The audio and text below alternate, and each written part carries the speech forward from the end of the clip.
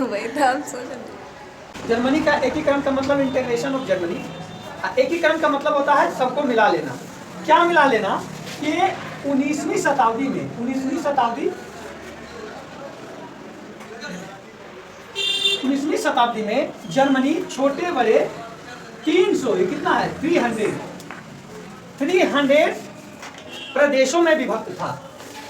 19वीं शताब्दी में। हाँ वही जो बात चल रही है, 1800 प्रदेशों में विभक्त था। विभक्त माने बटा हुआ। 1870 में सर। हाँ 1870 के पहले, जिसके लिए कि एक करने के लिए कौन आया सामने? बिस्मार्क आया। लेकिन इसमें बहुत लोगों को बहुत ज्यादा योगदान है। ठीक है, तो इसकी समस्या क्या थी? नॉर्थ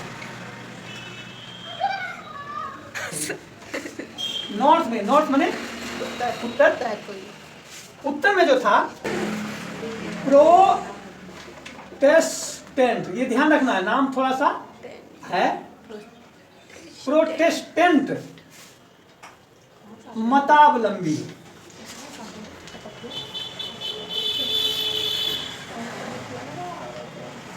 ठीक, अब ध्यान देना है कि प्रोटेस्टेंट कैसे पूछेगा।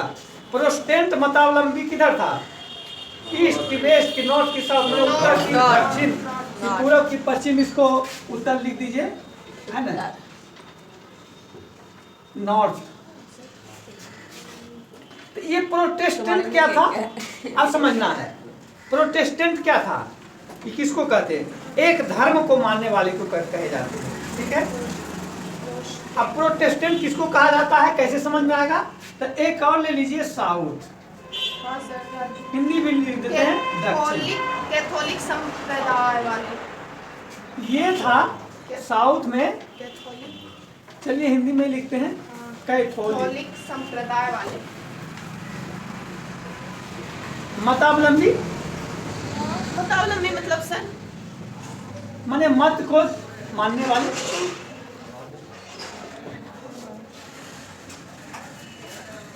तो ये जो है ये कैथोलिक है, एक क्रिश्चियन का ही, मतलब कि एक धर्म का संप्रदाय होता है कैथोलिक। ठीक है, तो इसके विरोध में बहुत पहले, उसका उतना डिटेल में नहीं जाएंगे, बहुत पहले एक सुधारवादी चला था, इसमें कुछ गलतियां हैं, ये गलत है, ऐसे होना चाहिए।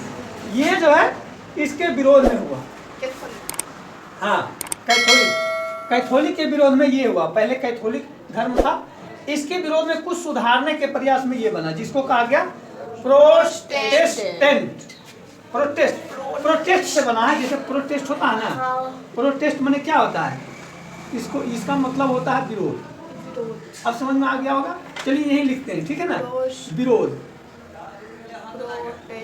इंग्लिश में देते हैं PRO, प्रोटेस्ट माने विरोध, बस।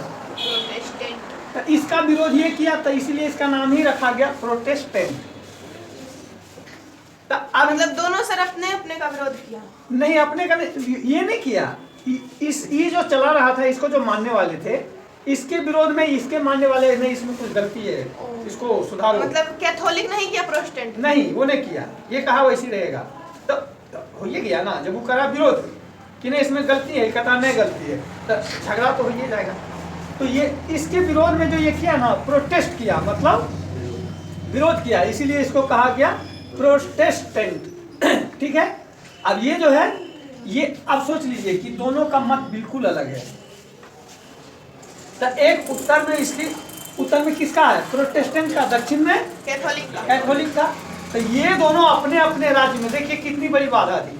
ये कहता था, अब इस दोनों को समझाने जाएगा, भाई मिलने जाओ, कहना है वो गड़बड़ है, वो हमारा विरोध करता है, इसको कहेगा भाई तुम मिलने जाओ, उसका दोनों ना कैसे मिलेंगे, उसमें गड़बड़ी है, तो गड़बड़ है ना। तो दो मत वाला मिलता है क्या? ये सब दिन लड़ाई होते आई है, भारत में भी होता है, नहीं होता है, सब जगह होता है। भारत में होता है जातिवाद, और विदेशों में क्या होता है? काला गोरा, तुम गोरा है तो तुम गड़बड़ है, हम काला है ठीक है, गोरखा कहता तुम काला है तुम गड़बड़ है, हम गोरा है हम ठीक है। काला गोरा वर्ण भेद जिसको कहा जाता है, मतलब कि रंग के आधार पर। तो जो ये काला है ना, वो मूल निवासी है, माने वहाँ का, स्वाभाविक विरोध करेगा, नहीं करेगा। तो ये बाधा हो गई ना। एक तो यहाँ 300 है, लेकिन 300, और यहाँ ऊपर से ये दोनों है कि नहीं। अच्छा, एक प्रसा, एक और था क्या, प्रसा। प्रसा भी ये क्या था, प्रसा भी एक राज्य था। इसका अलग ही मत था, सर राज्य ये भी था, विरोध देश करता था। था। देश ही राज्य ही था, प्रदेश इसलिए कहा गया, राज्य था जो क्या था, अपना ही वो विचार रखना चाहता था। अब एकीकरण होगा कैसे, कैसे होगा? तो इसके लिए एक आदमी आता है जिसका नाम है बिस्मार्क। जर्मनी के, बहुत इंपॉर्टेंट, जर्मनी के एकीकरण में सिर्फ इसका योगदान है। अभी आगे चलेंगे, बहुतों का है ये, मतलब मेन रूप में, ठीक है ना। जैसे भारत में तो सभी आजादी दिलाई ना, लेकिन मेन रूप से किसका नाम आता है, गांधी जी। कहाँ से आ जाता महात्मा गांधी, और भी थे, लेकिन नहीं, महात्मा गांधी का नाम आगे रहता नहीं रहता। अब इसमें देखिए, तो ये जो है जर्मनी के एकीकरण में बहुत बड़ी भूमिका निभाया। अब ये सवाल सही है कि क्या एक ही आदमी उसमें था? नहीं, कौन कौन था? नहीं sir. Students,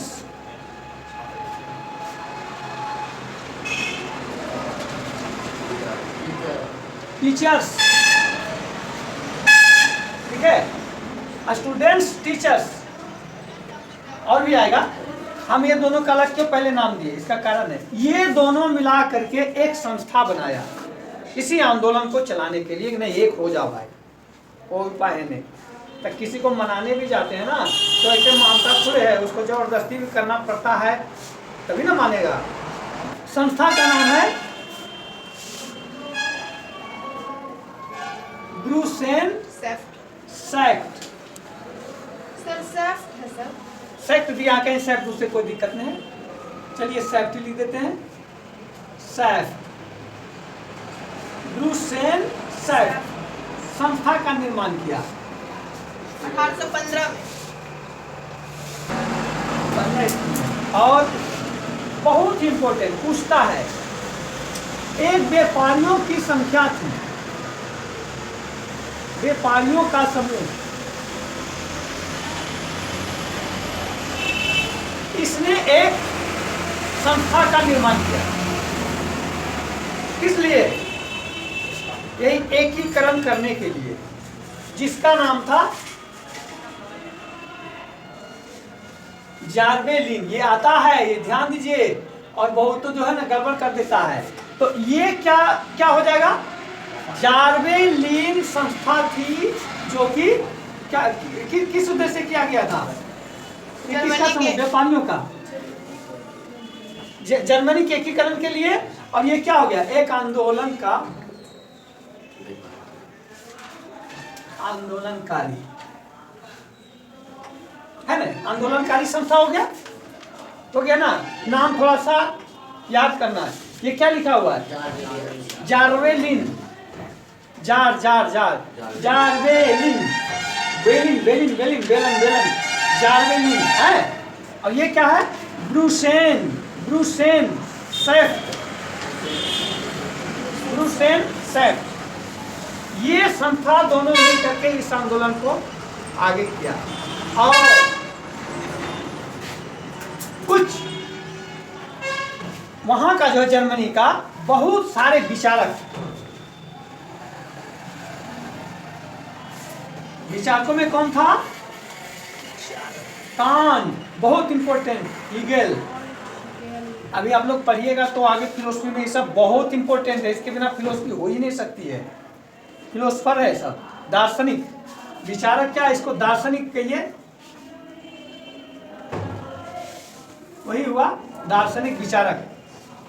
can't, Hegel, green, सब जर्मनी के हैं। हाँ, सब अलग अलग है। ये आदमी, एक आदमी कांट है, दूसरे आदमी का नाम है हीगेल, तीसरे का नाम है ग्रीन, मतलब इस प्रकार से। और भी बहुत सारे हैं तो विचारकों का योगदान भी इसमें बहुत रहा और इन लोगों ने मिलकर इसने क्या किया, ये राष्ट्रवाद को बढ़ावा दिया। राष्ट्रवाद को क्या किया, बढ़ावा देना, मतलब मैंने और कहा हाँ ठीक है ठीक है ठीक है, अच्छा अच्छा ठीक करा, अच्छा करने दो है। अच्छा हीगल बोले ना, इसमें बहुत इंपॉर्टेंट है। हीगल साहब ने द्वंद्ववाद का द्वंद्व समास होता है ना, द्वंद्ववाद का की व्याख्या की।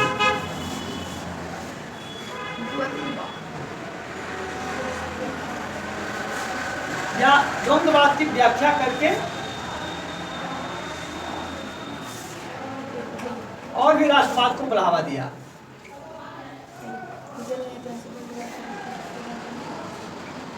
ठीक है ना, क्या किया, द्वंद्ववाद किसने दिया, ये ध्यान दीजिए, ये हीगल बहुत इंपॉर्टेंट है। फिलोसफी आप लोग पढ़िएगा, मेरा सब्जेक्ट रहा था फिलोसफी जो नहीं पढ़ा, तर्कशास्त्र नहीं पढ़ा ना, बहुत कमी है। तर्कशास्त्र फिलोसफी पढ़ना बहुत जरूरी है।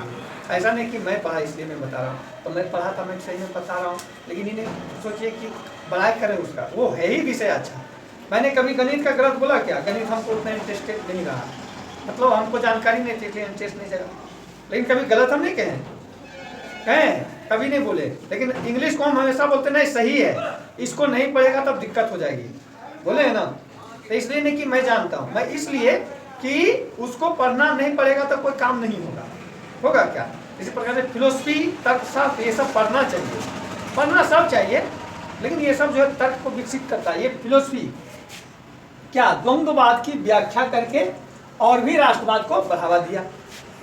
ठीक, अच्छा, कुछ साहित्यकार, कुछ क्यों साहित्यकारों ने, साहित्यिक समझते हैं, साहित्यकार किसको कहते हैं, जैसे कवि,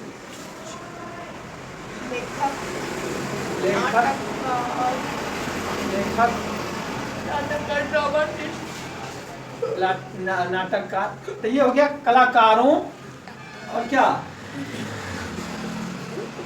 कलाकारों, चित्रकारों ने क्या हुआ, ये लोग भी अपने स्तर से क्या किया,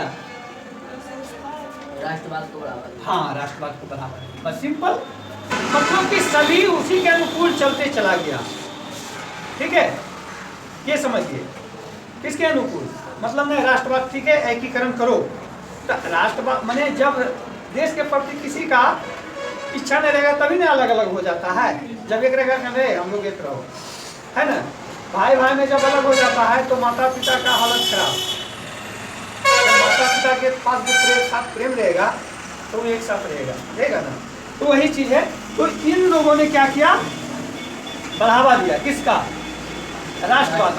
अच्छा, ये जो ये जार्वेलिन जो था 1800, बहुत इंपॉर्टेंट है, 34 ईस्वी में बना था। ठीक है ना, 1834।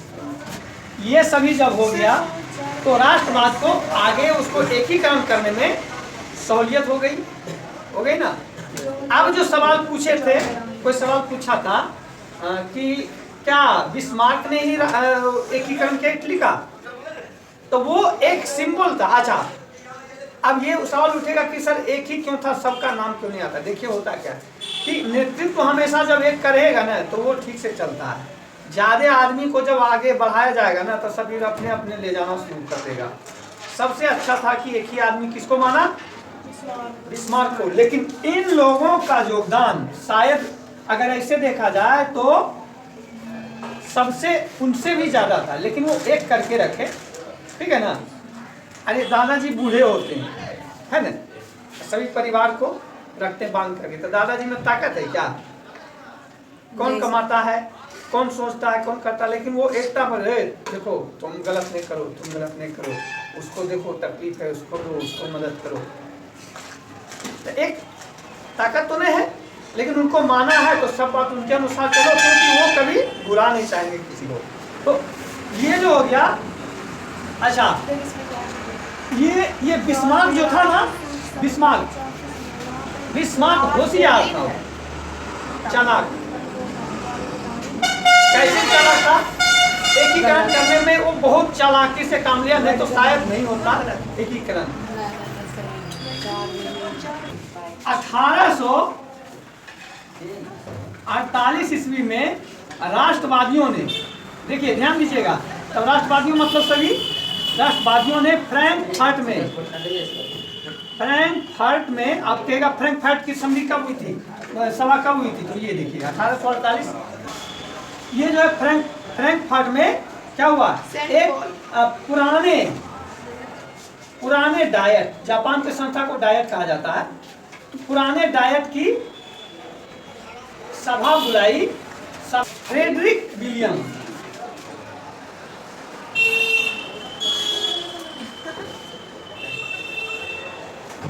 फ्रेडरिक विलियम को, ये पर्सा का शासक था, ठीक है ना, ये पर्सा फ्रेडरिक विलियम के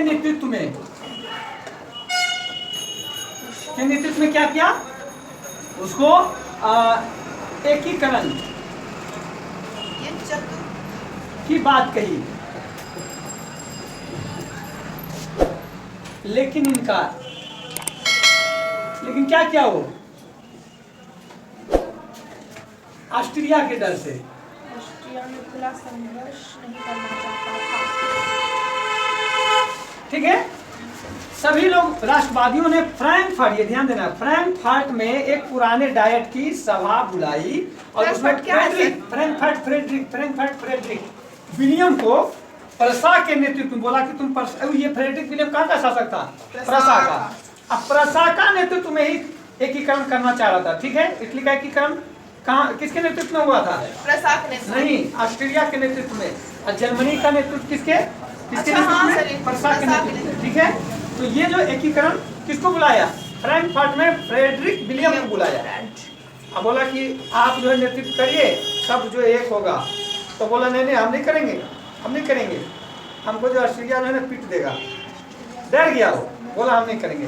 अच्छा, डरने का कारण था, थोड़ा सा ध्यान देना कि ऑस्ट्रिया का शासक कौन था? मेटरनिच, वो डिक्टेटर था और ये भी डिक्टेटर था, ये भी सुधारने चाहता था। कौन? Frederick William. लेकिन एक बार उन लोगों ने समझाने का प्रयास किया, लेकिन क्या हुआ, देखिए संयोग से फ्रेडरिक की मृत्यु हो गई इसी दौरान, ठीक है ना। फ्रेडरिक की मृत्यु हो गई, ये सब फ्रेडरिक चतुर्थ था। और कौन बना? राजा विलियम प्रथम, उसका भाई एक था विलियम प्रथम। क्या है? वहाँ का राजा बना। ये बोला हाँ हम कर देंगे। विलियम प्रथम बोला यस, इसने बोला yes I will, I can. क्या बोला? लिख देते हैं यस आई कैन मतलब क्या हो गया? कैन माने सकना, माने ताकत से। हाँ नहीं है, मोदी जी क्या बोलते हैं, एक मीम सुना है उनका, कैन डू जेनरेशन, से बोलता है ना। कैन डू जेनरेशन मतलब क्या हुआ, समझते हैं? कुछ समझना चाहिए। एक दो शब्द जो बोलते हैं, चाहे वो जिस भावना से बोले, लेकिन बोलते ठीक है, करते भले गड़बड़ है, लेकिन वो बोलते ठीक है। कैन डू, इस जेनरेशन जो भी है ना, इसका नाम दिए हैं कैन डू जेनरेशन। मतलब वो तो सबके दिमाग में है, लेकिन नाम उसी ने दिया, ठीक है। क्या कैन, कितना अभी बहुत 8 कैन डू जेनरेशन मतलब क्या हुआ? कैन डू जेनरेशन में ये जो जेनरेशन है, चाहे कितनों कठिन ये कर सकता है, इसीलिए नाम दिया कैन डू जेनरेशन। तो आई कैन माने मैं कर सकता हूँ। किसने बोला? विलियम प्रथम ने बोला कि कैन डू। विलियम प्रथम कैसे याद रहेगा? विलियम प्रथम बार बोला कि मैं प्रथम रहूंगा। विलियम प्रथम बार बोला कि मैं प्रथम रहूंगा, दूसरे स्थान पर नहीं आऊंगा, मैं नो ना बोलूंगा, यस आई कैन। तो ये हो गया कि उसने कहा ठीक है हम कर देंगे।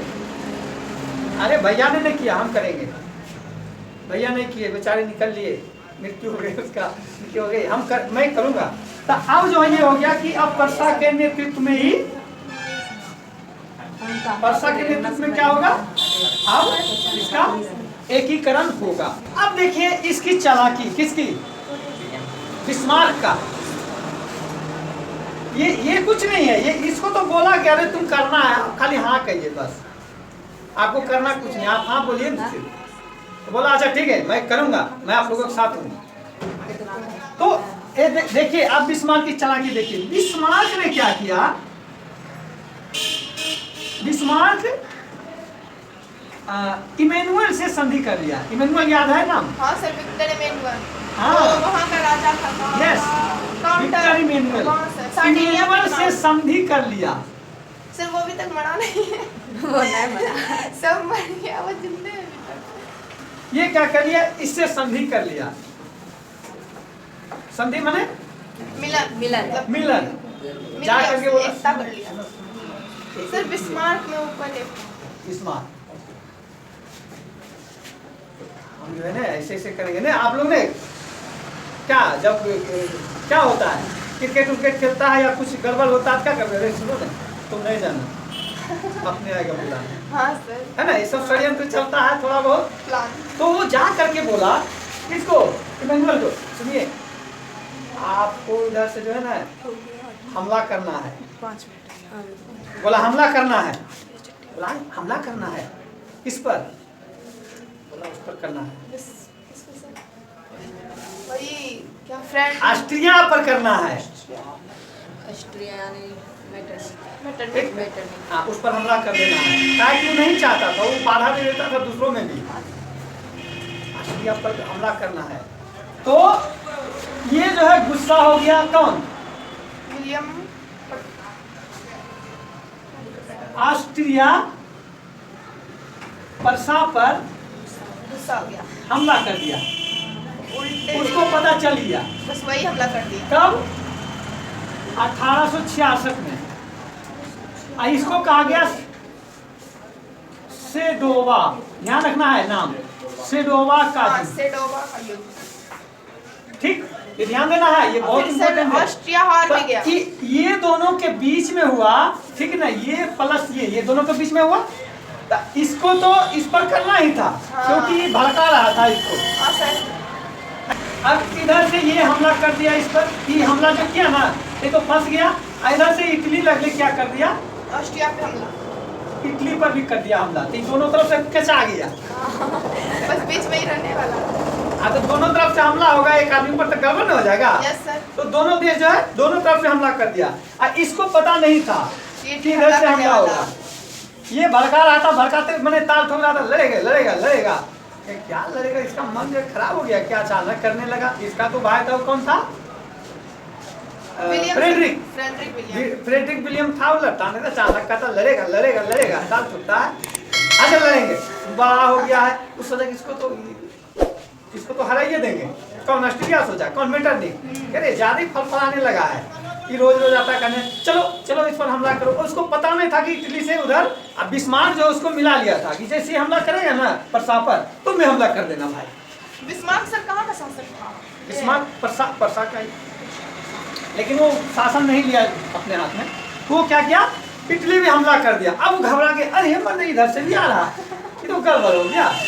ओ इसीलिए भी फटफड़ा रहा था, पता तो गड़बड़ हो गया। तो ये क्या हुआ कि दोनों से घबरा करके क्या हुआ? हार गया।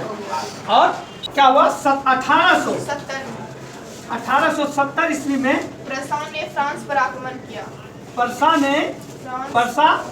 फ्रांस पर हाँ आक्रमण किया। आक्रमण कर दिया। और तो क्या हुआ? और 1871 ईस्वी में महाशक्ति बन गया। मतलब एकीकरण इसका हो गया। ठीक है, कितना में? ये दोनों, ये ध्यान दीजिए, जर्मनी का और इटली का दोनों का एक ही बार एकीकरण हुआ।